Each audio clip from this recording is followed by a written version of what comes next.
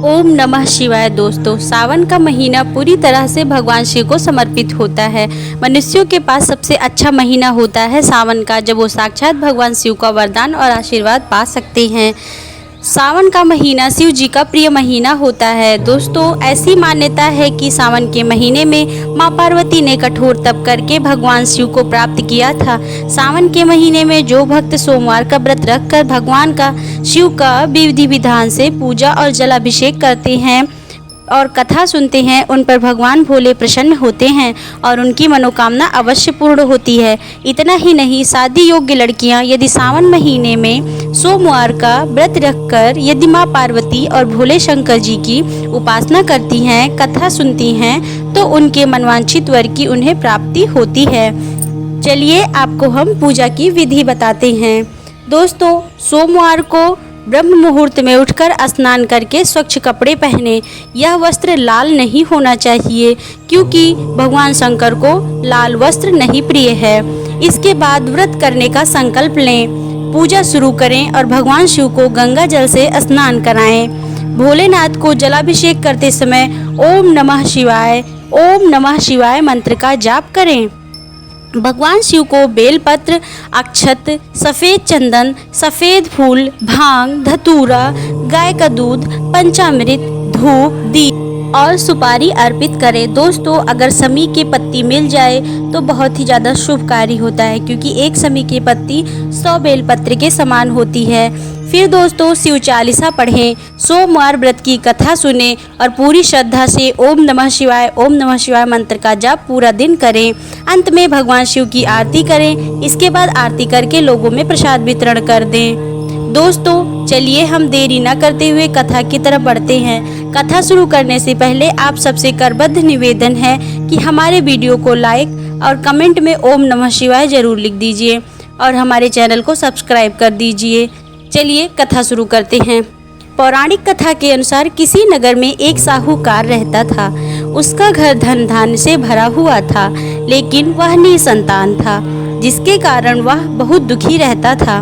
संतान प्राप्ति के लिए वह प्रत्येक सोमवार के दिन व्रत रखता था और पूरी श्रद्धा के साथ शिव मंदिर जाकर भगवान शिव संग माता पार्वती की पूजा करता था। उसकी भक्ति देख माँ पार्वती प्रसन्न हो गईं। फिर भगवान शिव से उस साहूकार की मनोकामना पूरी करने का निवेदन किया। माता पार्वती की इच्छा सुनकर शिव जी ने कहा, हे पार्वती, इस संसार में हर प्राणी को उसके कर्मों का फल मिलता है। जिसके भाग्य में जो होता है उसे भोगना ही पड़ता है। पर फिर भी पार्वती जी अपनी बातों पर अड़ी रहीं और साहूकार की मनोकामना पूर्ण करने की इच्छा जताई। माता पार्वती के अनुरोध पर भगवान ने साहूकार को संतान प्राप्ति का वरदान तो दिया, लेकिन उस बालक की आयु कम यानी केवल 12 वर्ष होगी कहकर चले गए। ये सारी बात उधर साहूकार सुन रहा था। वह ना तो खुश हुआ था और ना ही बहुत ज़्यादा दुखी।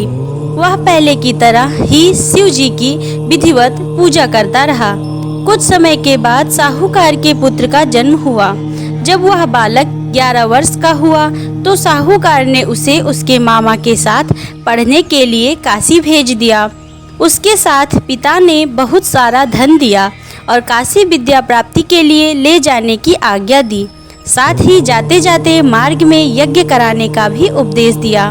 इसके अलावा जहाँ भी यज्ञ हो वहाँ ब्राह्मणों को भोजन और दक्षिणा जरूर देने का सलाह देते हुए जाने को कह दिया। इस तरह दोनों मामा भांजे साहूकार की आज्ञा का पालन करते हुए चल पड़े। रात में एक नगर में विश्राम करने के लिए मामा भांजे रुके। उस नगर में एक राजकुमारी का विवाह था, लेकिन जिस राजकुमार से विवाह होने जा रहा था वह वास्तव में एक आँख से काना था। राजकुमार के पिता इस बात को छिपाने के लिए एक चाल सोची। कपटी राजा ने साहूकार के पुत्र को देखकर राजकुमारी से विवाह कराने और विवाह के बाद धन का लालच देकर इसे विदा करने का निर्णय लिया। इसी तरह लड़के को जबरदस्ती दूल्हे के वस्त्र पहनाकर राजकुमारी से विवाह करा दिया। लेकिन साहूकार के पुत्र को यह बात न्यायसंगत नहीं लगी। उसने मौका मिलते ही राजकुमारी की चुन्नी के पल्ले पर अपनी बात लिख दी कि तुम्हारा विवाह तो मेरे साथ हुआ है, लेकिन जिस राजकुमार के साथ तुम्हें विदा किया जाएगा वह असल में एक आंख से काना है। मैं तो काशी पढ़ने जा रहा था। जैसे ही राजकुमारी की नज़र चुन्नी पर पड़ी तो वह अपने पिता और माता को यह बात बताई। राजा ने अपनी पुत्री को विदा नहीं किया, बारात वापस लौटा दी। दूसरी ओर मामा भांजा काशी पहुँचे।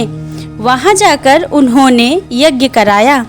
जिस दिन लड़के की आयु 12 साल होने वाली थी, उसी दिन यज्ञ रखवाया गया था। लड़के तबीयत कुछ खराब होने लगती है। तब उसके मामा ने कहा कि तुम कमरे के अंदर आराम कर लो। कुछ ही देर में बालक की मृत्यु हो गई। मृत भांजे की हालात देख मामा ने विलाप शुरू कर दिया। संयोगवश उसी समय माता पार्वती और शिव जी गुजर रहे थे। पार्वती ने एक बार फिर भगवान से कहा, हे स्वामी, मैं इसके रोने का स्वर सहन नहीं कर पा रही हूँ। कृपा करके आप इस व्यक्ति के कष्ट को दूर करें। शिव जी उस मृत बालक को देखकर बोले, यह उसी साहूकार का पुत्र है जिसे मैंने 12 वर्ष की आयु का वरदान दिया था और अब इसकी आयु 12 वर्ष पूरी हो चुकी है। लेकिन माता पार्वती इस बात से काफ़ी दुखी थी। उन्होंने महादेव से आग्रह किया और बोली, हे महादेव, आप इस बालक की आयु देने की कृपा करें। इस पर भगवान शिव ने उस लड़के को पुनः जीवित होने का वरदान दे दिया। लड़के का प्राण उसके शरीर में वापस आ गया। फिर शिक्षा पूरी करके लड़का अपने मामा के साथ अपने नगर को वापस चल पड़ा। दोनों चलते हुए उसी नगर में पहुँचे जहाँ लड़के का विवाह एक राजकुमारी से हुआ था। नगर के राजा ने उस लड़के को पहचान लिया और महल में ले जाकर उसकी बहुत खातिरदारी की। बहुत सारा धन और आशीर्वाद देकर अपनी पुत्री को विदा किया।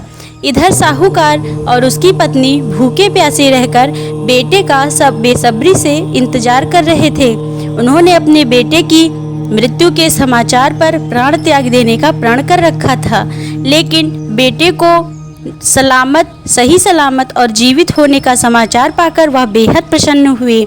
उसी रात भगवान शिव साहूकार के सपने में आए और बोले, हे मनुष्य, मैंने तुम्हारे सोमवार व्रत रखने, इसे विधिवत पूरा करने और व्रत कथा को सुनने से प्रसन्न होकर तेरे पुत्र को लंबी आयु प्रदान की है। बोलो भोले शिव भंडारी की जय।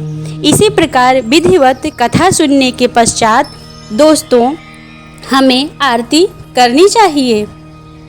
आरती के बाद प्रसाद का वितरण सब लोगों में बांटकर पूरे दिन सच्ची श्रद्धा से ओम नमः शिवाय का जप करके हमें अपना पूरा व्रत करना चाहिए।